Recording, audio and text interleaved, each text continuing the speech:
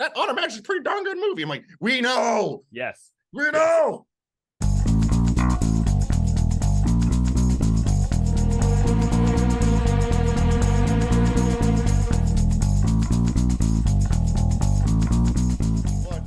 Hello, welcome back. It's been a while. It's time for a summertime catch up. I'm Adam. I'm Nicholas. We're the other fellas, and we are still here like the Bond franchise. Oh yeah, we will return. Yeah. And just like the series, it takes a long time to return. It does. And oh, has it been a minute? When we last left you off, we had exciting rumors about the next Bond. We had possible directors. We had the usual expensive merchandise for anniversaries that we can never afford. Mm-hmm. And since then, no new Bond, no new Bond director. Some interesting new merchandise, actually more affordable, but no major updates. No big new movie updates. No, I mean, it's this, but this is the best time for fandom to like come out, and the Fleming Foundation, or the Ian Fleming Publications, they've done a great job, and there's new content coming out. Kim Sherwood, Charlie Higson, those books. I've read both of those. I have not. I need to, and I'm sorry, Tim. I'm sorry, Charlie. It's yeah, they're great. I can't wait for the next one. Yeah. Which, I mean, I think when you and I were growing up, we had the era of continuation novels that weren't quite there. There was like the John Gardner stuff, and I always thought those were really like stuffy and like this is gonna get flack from, I'm sure, the Bond fans of the internet, but like it's a guy pretending to be Fleming writing these things, and it's like, you're not Fleming, dude. Like, no. you can't fake that, and I think they did. But in this one, like Higson and Sherwood, they very cleverly they don't have to try to do Fleming. They write their own thing. And I think that gets into the issue with Bond as a whole. I mean, 70 years of Ian Fleming, 61 years in the UK, 60 years in the US of Bond films. And how do you keep it fresh? How do you keep it going? How do you keep fans like us interested when there's no movie, no news, and what is there to stream keeps hopping off streaming sites every other month? Yeah, it's hard to like keep them. I think HBO. Oh, I'm sorry, Max. Or a slight tangent, Mox. You can't. That has been the HBO O for 40 years, and now it's an A. No. Now it's for parents from For Your Eyes Only. Yeah. Knock off Margaret Thatcher's around there somewhere talking about the benefits of Max. But yeah, it is on Max. Now it's leaving. So I think, well, as of today, I can't watch it on there anymore. So I need to find a new place to watch all the Bonds. I know that the 4K Daniel Craigs are on sale if you want to get physical copies. And in this day and age, friends, they're really always around. Copies. Yeah, you go for physical copies. Do what I do. I went Laserdisc. Never regretted it. And this is why Adam is better than me. I just got a new Laserdisc player. So he has Laserdisc. He has the best Pike shirt you can ever get. Because, come on. Okay, well, long story short, I've got 2 more coming on accident. Shirts or Laserdisc? Shirts. Rosamund shirts. Yeah. What the hell is wrong? So, if you haven't figured it out, friends, we're doing a bit of a Bond happy hour summer recap. Before we dive into any of the other news, not news, whatever it is, Adam, what are you drinking? Oh, just a little bit of Knob Creek that I got for my birthday. Very nice.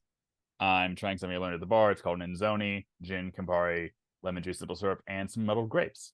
Oh, nice. Very refreshing. Highly recommend. It's not something Bond would drink, but something a Bond girl might drink. Or an ally, a Mathis type. Ooh, yeah.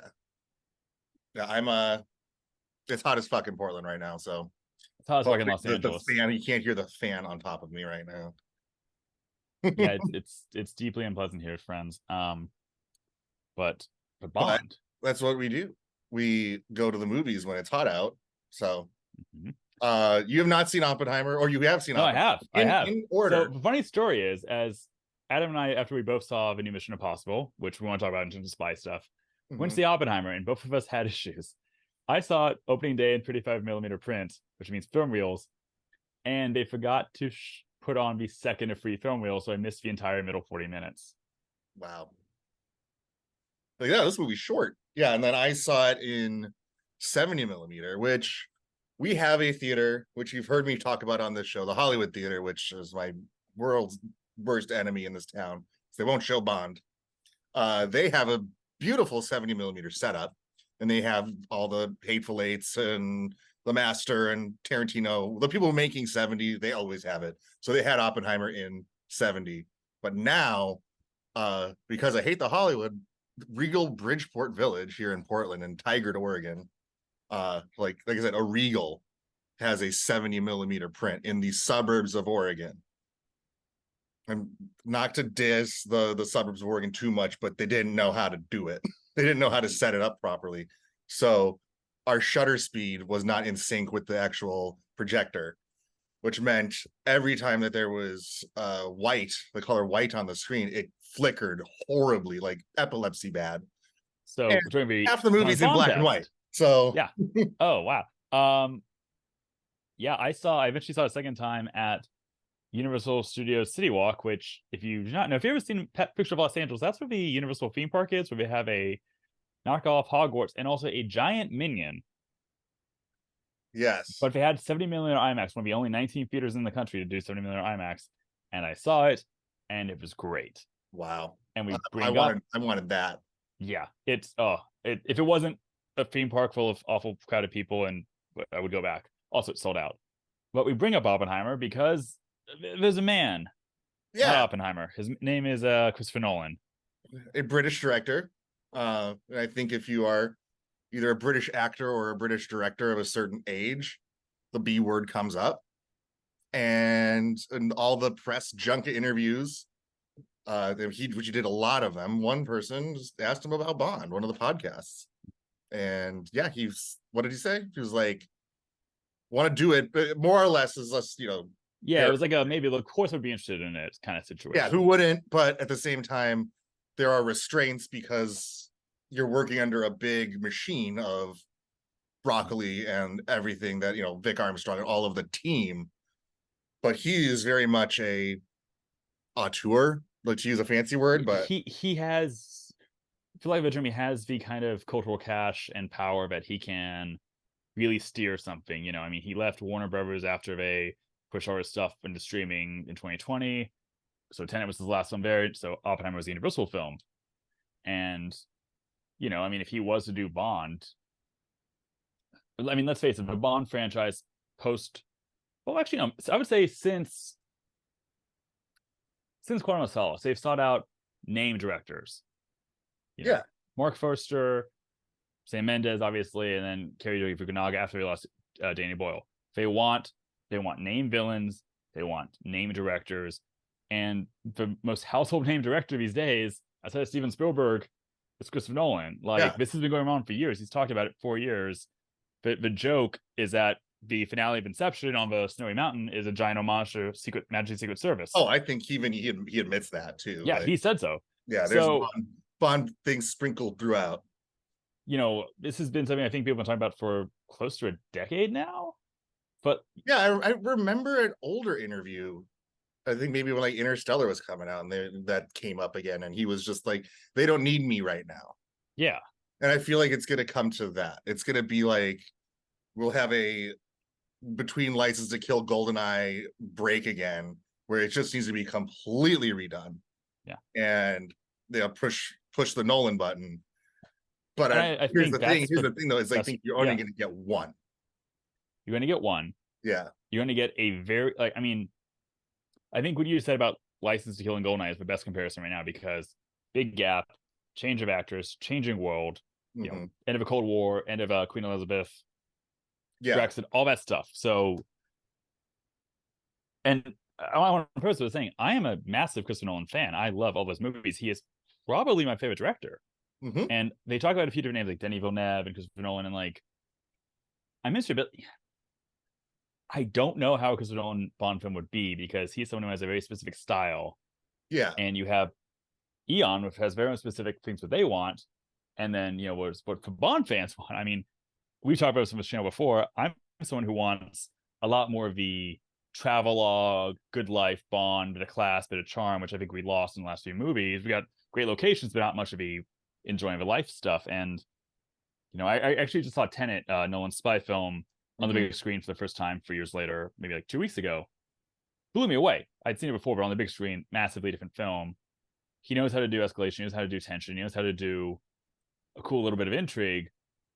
But I'm not sure I see him doing Bond because it's just such a specific style. Right. Yeah. Which like we can get into it in another episode, but like one solution that I had a shower thought about where it's like, oh well, we need they're looking for someone to carry it for the next 10 years, in terms of actor and like style. But one solution I have is like just do one-offs. Yeah. Like just have it just one-offs. Or oh well, we're gonna do, like I said, like do an Idris Elba trilogy where it's like we're setting up, we're gonna do 3, boom, boom, boom, and then Nolan will do his one with Cillian Murphy as James Bond and all of his other like usuals as the rest of the cast.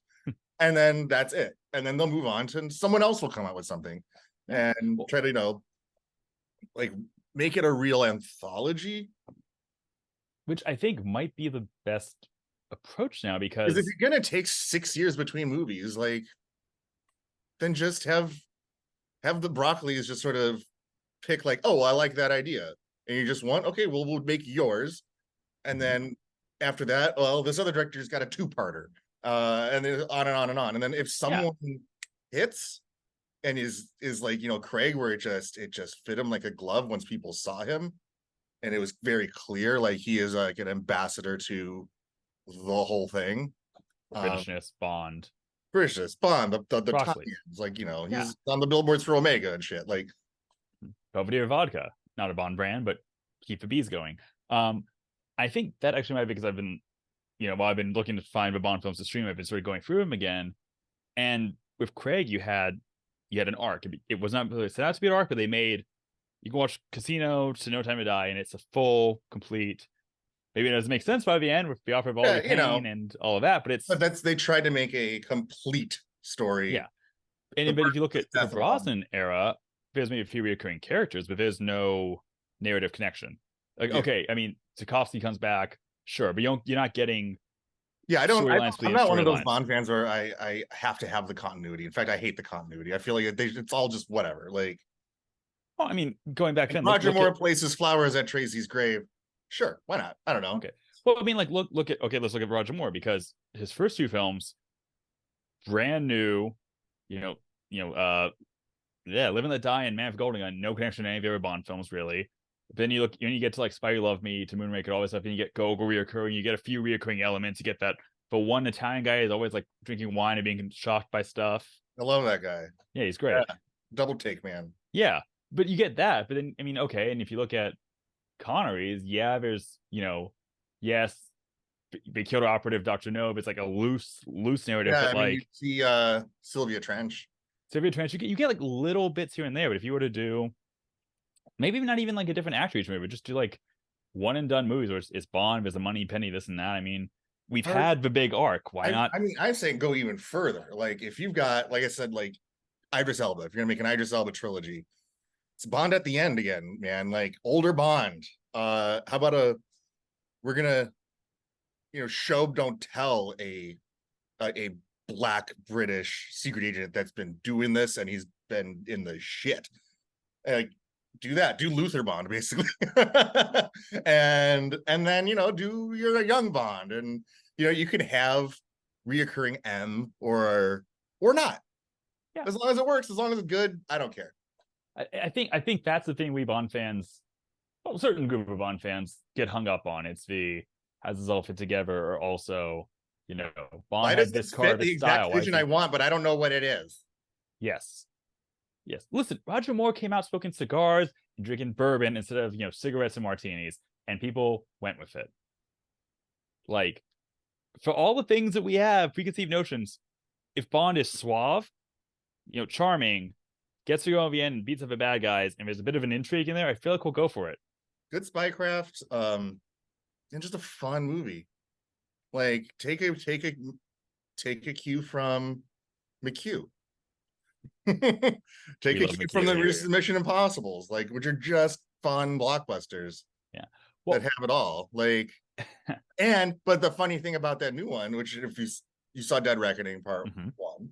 Part 1. Lot of Bond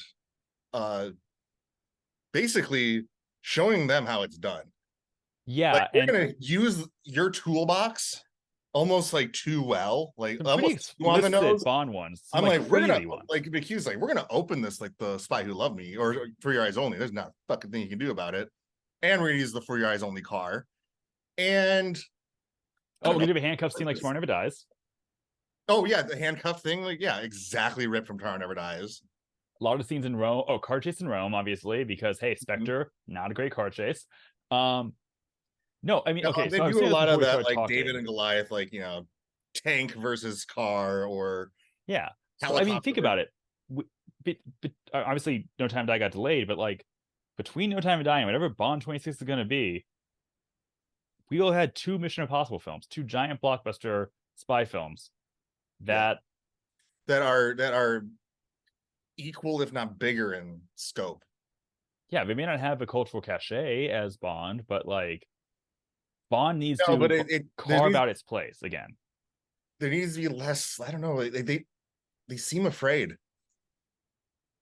Are they just sitting in the Eon office like, we don't know, we got nothing? Like, there comes a point where they need to set like a date or a goalpost. Mm-hmm. Like, we got to get it done by that time, and shit or get off the pot. Could you imagine if they just we'll filming this right now, 2 days from now, announcement, Bond 26 title to be announced. Well, I do think that's how it's going to go down.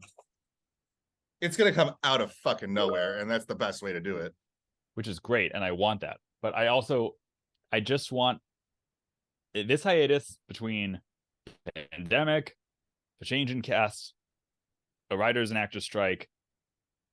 There is a chance right now for a great new approach to Bond. And I want them to nail it, and I want it to be fun. And I just want it to be a Bond film that is good, not a film trying to copy the Bond moments. No. You gotta, I don't think they do, but you gotta not think of the fans. Because they're the biggest fans. They're the ones making it.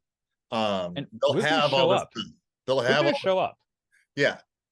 My biggest thing about No Time to Die and people bitching about it was just like, man, even if you could disagree with the ending and like it's not, I'm not warming up to it much either, but like we were eating good in that movie. Like it is like quality fucking film. Like even people every dollar's on that factors can't deny the performances, the action, the cinematography. They're in those locations that you're like, look, they all look impossible to film in. Like so yeah, so we started talking about Christopher Nolan, but like that's kind of the updates we're at Bond 26. Being that to say we have no updates. It's news. No news is good news, but also there's no bad news. There's no bad news. There's somewhere in London. They sold to Amazon completely, and we're gonna have Bezos Bond. Yeah, which we're not getting because so far been no announcement of a 10-part series or Amazon Bond merch. Which I mean, okay, granted, we all want cheaper Bond merch, right? But like, yeah, we haven't seen it be like exploited in a sense, which is good. We're supposedly getting that reality show hosted by Brian Cox for no reason.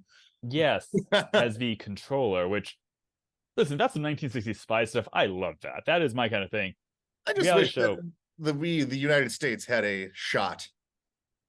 So I remember when that came out, like the whole Bond community like fucking went nuts. Yeah. And they're like gonna be on it. And I was like, you and I are gonna submit. And we were ready to go. Yeah. And they're like, oh no, UK only. I'm like, yeah, okay, United Kingdom is not that big a place, and so like not enough people getting the Bonds on the big screen, not enough people getting I hope it would be hilarious if a Scottish nationalist ended up winning. Oh yeah. To my UK fans, I'm just gonna make all the jokes I can about the UK political world. I'm sorry, but we mentioned the books. We mentioned bad prime ministers, great cabbage. That was a deep swing. because you know the cabbage outlasted Liz Truss or Yeah, whatever. yeah. Listen,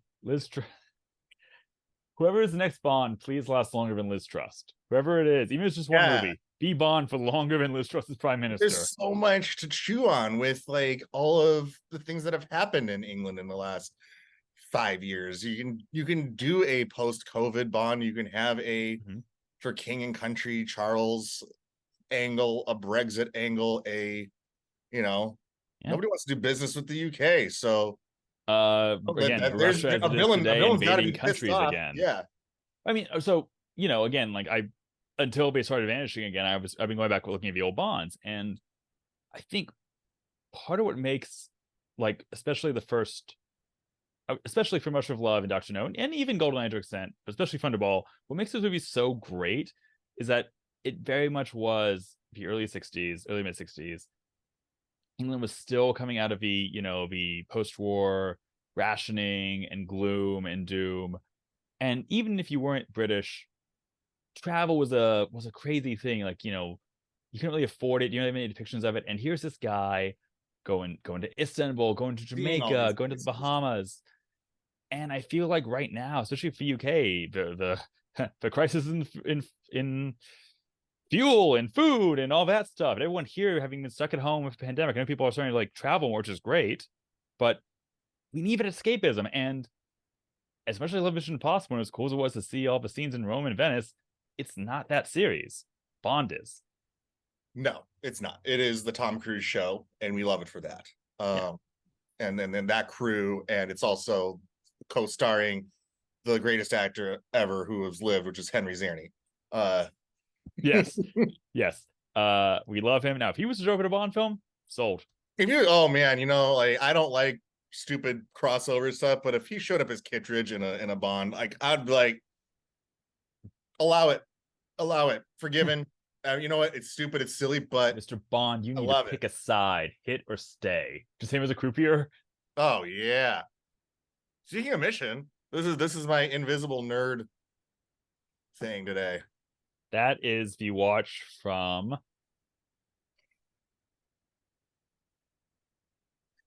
The first movie. Oh, nice. This is his During watching. the CIA vault.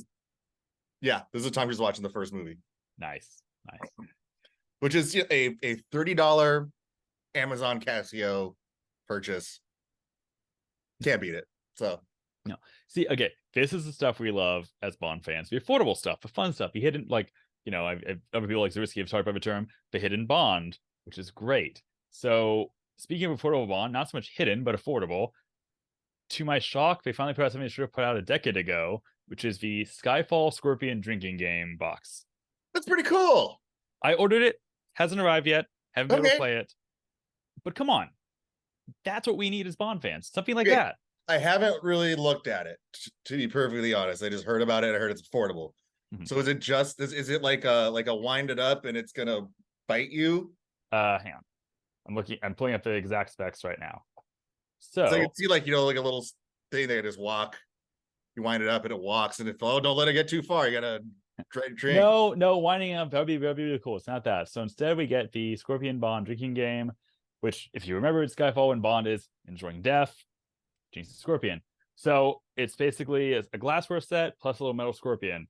And if you take turn balancing the scorpion on your hand as you drink, if it falls, But there must be a challenge to balancing it.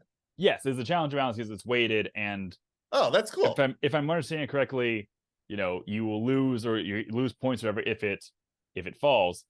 And so it's that. And the glassware set is not the same glasses they had in the movie, which is actually pretty affordable, cheap one. You get like a setup for like $10. But the idea of it is like a game, and there's rules to get people together, friends. We're not encouraging people to drink heavily, but No, and like also if you want to be like green about it and really play, like get a scorpion. If you live in like Arizona, just get a scorpion. Play it for real, man.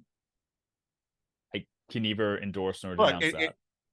it's green. It's we're probably not harming any animals. You just put them in a glass, let them go. And it's for the frugal Bond fan. It's free. If you do get stung, please go to a BYO hospital. alcohol though. That's all. Yeah, yeah. But like, I mean, okay, I'm blanking a little bit on some of the other Bond activities you can make into a board game, but this is the kind of stuff we could use, right? Yeah, little things like that. And like you know me, I'm very pro Etsy things and all of that. Big shout out to every fan's favorite fan artist, Sean Yes. Longmore, who had his whole world turned upside down. And finally the world gets to see what we've been seeing for the last few years. And his amazing eye. That Barbenheimer poster was fantastic. Barbenheimer has swept the world, and Sean's poster for it is ridiculously good. I've seen it on TV. I've seen it featured everywhere. I've seen it featured with Greta Gerwig and Margot Robbie and Oh Ryan yeah, Gosling no, I mean acknowledging it. it's a shame he can't really make too much money off of it. I don't know what the parody rules are for that kind of thing, but I know that a lot of people are copying it and making money off it. That's not cool. No, He's an independent artist. Sean, Rip we off love you. Amazon, We want rip you to off get your paid. corporations, but do We want you not to get paid, rip Sean. off. Yeah. Yeah. Sean, he'll make them. Layered Butter will put out they did a print run, I think. Yeah, I think so. Which, by the way, another shout out, Layered Butter. Their Bond issue is incredible. Yeah. Also featuring some of the best fan art I've ever seen. It's a good local, not local, but just a good independent zine. Yeah. And thinking about like the independent or the non-Bond stuff, I've been thinking about. We just mentioned Mission Impossible, but there's been a lot of actually spy films coming out lately. Have you Yeah. noticed that? There's Gal Gadot has one on Netflix, I believe, called something Heart of Stone. Looks. Oh, right. Mm. Yeah. I don't But we know. had, Something Tenet was back in theaters. We have Mission Impossible. We have these other spy films. I feel like spy fiction is starting to have a moment again in the way it hasn't had since the 60s. People want spy people stories. want good escapism. People want good like adventure, and it's got Yeah. that. Sadly, a lot of it's been disappointing, except for Mission. Speaking of just like other projects, in this we're updating each other on the summer. I did the live stream of the Casino Royale musical. Yes, I had to miss that unfortunately, but With we watched it with my favorite blog, Licensed to Queer. Shout out those two guys, they're amazing. And like there are a few other Bond fans on the chat. We're watching it, and I'm also a theater guy, so just to see that style and see what it's all about, and the Takaraska, that theater company, that school, yes, to see that was amazing, and the way that they so jealous interpret it, and they make it their own thing as well. So, and it's all spectacular. So I missed this. So Yeah, it's a musical. I believe it's a Japanese production. I believe Japanese production, an all girl, basically like a Juilliard type school, so high level, but all female. And once you get into the school, you're put into two groups. You're going to either portray male characters or female characters, and that's just the way you train. Okay. And this was, the bigger roles are for the more senior members, and mostly like normal school works. And so they had their big number one male presenting character or actor as Bond, and you forget that you're watching an all-female show like that. It's good. So, and the singing is good. The songs are actually like really catchy. Did they use Cornell? You know my name? No, there's nothing. There's nothing musically ripped from the movies. Interesting. Just story. Okay, and so I guess a little bit of design, but like, and they mix other events into it. Rasputin is in it. The French student riots in the late 60s is like a part of the story. Love it. 1968. So okay, so which leads me to my main question about this production of Casino Royale, which I am so mad I missed. Licensed to Queer, Adam, all of you, I'm sorry you guys all got to see it. What part of Casino Royale proper, like this movie, the story, whatever, that was adapted, what's your favorite part, adaptation wise? Oh, well, they this group understood the assignment. All right, it is about a card game, a high stakes card game. And that's what they do. They do a big dance off presenting the cards, and there's giant cards within the chorus, and it's this big dance, and like the card table is lifted and kind of turned so you can see it better, and yeah, it's, as someone that has done a lot of theater, and especially like made my name doing adaptations of pop culture in theater, this was like, holy shit. Like I want to write them and be like, come to Portland or come to Los Angeles and do it here. Like do like a 1 month stint here. I'm gonna buy it. I'm gonna buy it on DVD. I will have to myself. It's proven to be a little difficult. They're very like, they're not selling to Americans, so I like buy it through somebody in Japan. Whatever. And I just won't work and buy it. Well, again, the Japanese musical Casino Royale, if you can find it, see it. I want to see it. Yeah, I mean, there's clips on YouTube. Like there's like a 5-minute little trailer that's like shows you a little bit of everything. Okay. But yeah, I feel very lucky I got to see that. It's very cool that they did that live stream. The Boys and License to Queer, it was their morning. It was night. They also did, and I had to miss this again because of work stuff, their Brosnan marathon, which looks so great. Yeah. At some point, we should do I would say a more marathon, but I think that might kill us. Well, the more marathon they did last year was awesome, but that, I mean, it was during a day for me where I could kind of do it. Yeah, I was working from home, so I could just have them on and in the background and not worry about it. But the Brosnan ones, it didn't work out time wise. There was like 2 in the middle of the night or something for me.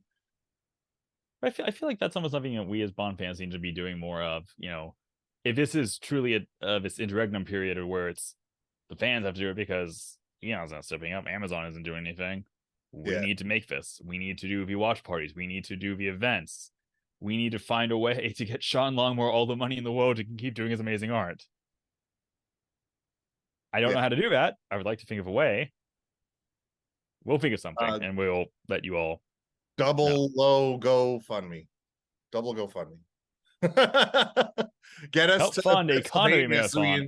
Get us to Pennsylvania so we can go to that Bond drink up that's happening. Yes, get us to Gaverall. Yeah, send us money. Flights are expensive. We live on the West Coast. That's a long time. Ooh, I was looking at flights to Pennsylvania was as much as my flight to fucking France last year. Now, I don't want to turn this the last, we have 2 minutes left on the timer here, but like, I'm gonna be like, the rent is too damn high, but it is. L, Mr. Bond, L. Yeah. But no, it's I feel like we say this every time because there's never any news, but it's an interesting time for Bond fans because we gotta do it ourselves. We have to entertain ourselves. We're all in the waiting room together. Mm-hmm. And you know what? It's rough sometimes without new content, but it's helped me revisit some stuff. Here's the thing is, I revisited everything during the No Time to Die delays. All the movies. So now I had my movie. It was like 2 weeks, and then we got to go home. No. Instead, if we don't do something ourselves, this is my call to the Bond fans. If we don't entertain ourselves, set up watch parties, set up cool art shows, read the new books, and we got to read these. Well, Adam's read them. I need to catch up on them. But otherwise, we're going to be here doing a million free watch discussion of GoldenEye. I love GoldenEye, but it's going to be that. Or we're going to be arguing about who should be the next Bond, Henry Cavill, Aaron One person Johnson, says, hey, we should really look at Timothy Dalton again. I think he's underrated. If I hear that one more time, I'm going to put a fist through my computer. I mean, he kind of is, but like... Oh my God, we talked about it! Well, he's not the face, but he's great. That Automax is a pretty darn good movie. I'm like, we know! Yes. We know! Listen, there's 25 movies official. There's 25 movies. We've seen them all. We need new things. So my call to you is please do something fun for yourself as a Bond fan. Play the Scorpion drinking game safely. Go find the pinball game. Oh, but pinball game rules. Yeah. If you're in Vegas, the Diamonds Are Forever slots machine. Better than the out there. Casino We one. just gotta do better at finding it. We'll be back soon. We have some interesting new videos for you guys coming soon. We missed you all. But until next time, I'm Nicholas. I'm Adam. We have it, fellas. We'll see you soon. Jazz hands.